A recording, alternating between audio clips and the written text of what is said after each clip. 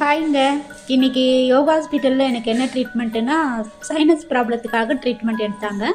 இந்த sinus problem எனக்கு எப்படி வந்துச்சுன்னா, +2 வரல நான் ஹாஸ்டலில் தங்கி தாங்க படித்தேன். ஸோ அப்படி படிக்கும் போது தலை குளிச்சுட்டு ரெட்டை ஜடை அப்படியே பின்னி மடித்து கட்டிட்டு ஸ்கூல் போயிடுவேன். ஈவினிங் ஸ்கூல் முடிஞ்சு வந்தோம் என்னால் தலையை காய வைக்க முடியாது. ஏன்னா டீ குடிச்சிட்டு உடனே டியூஷன் போயிடணும். அதுக்கப்புறம் 7:30 மணிக்கு தான் பிரேக்ஃபாஸ்ட்டு. நைட்டு ரூமுக்கு வந்து டயர்டாகிடும், அப்படியே படுத்துருவாங்க. அதனால் தலையை காய வைக்க முடியாததுனால மண்டையில் நீர் கோர்த்து இந்த மாதிரி சைனஸ் ப்ராப்ளத்தில் எடுத்துகிட்டு வந்து விட்டுடுச்சு. அப்போ எனக்கு தெரியல. ஸோ இப்போ தான் எல்லா ப்ராப்ளமும் ஒன்றா ஸ்டார்ட் ஆகிருக்கு. இங்கே சைனஸ் ப்ராப்ளத்துக்கு என்ன ட்ரீட்மெண்ட் பண்ணாங்கன்னு உங்களுக்கு அடுத்த வீடியோவில் நான் லைவாக காட்ட முடிஞ்சால் காட்டுறேன், இல்லைனா என்ன பண்ணாங்கன்ட்டு உங்களுக்கு நான் சொல்கிறேன்.